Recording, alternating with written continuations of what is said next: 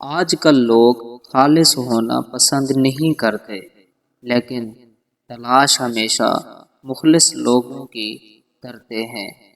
انسان سب سے زیادہ عذاب اس وقت ہوتا ہے جب وہ بالکل اکیلا ہوتا ہے۔ ہر اس انسان سے ڈریں جو باعزت اور ذلیل ہونے کے بعد خاموش ہو جائے اور اس کی آنکھیں بولنا شروع کر دیں۔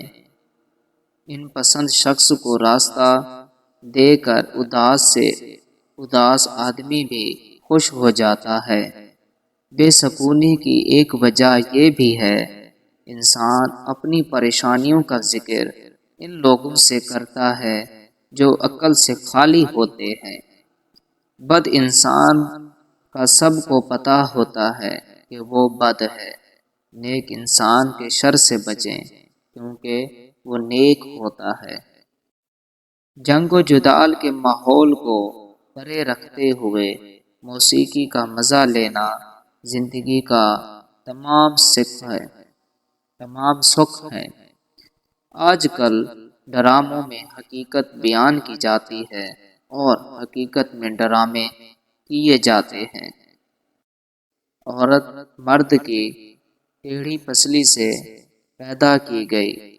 سنا ہے کہ اگر ایک پسلی اتنی ٹیڑھی ہے تو پورا مرد کتنا ٹیڑھا ہوگا۔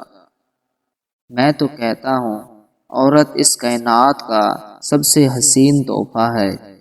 علامہ فرمائے گئے کہ اس کے وجود سے کائنات کی تصویر رنگین ہے۔ اگر ایک پہلی اتنی حسین ہے تو سوچو پورا مرد کتنا حسین ہوگا۔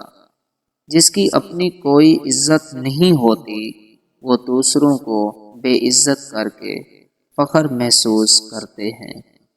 جب عورت کے پاس باتیں ختم ہو جائیں تو وہ بہانے شروع کر دیتی ہے۔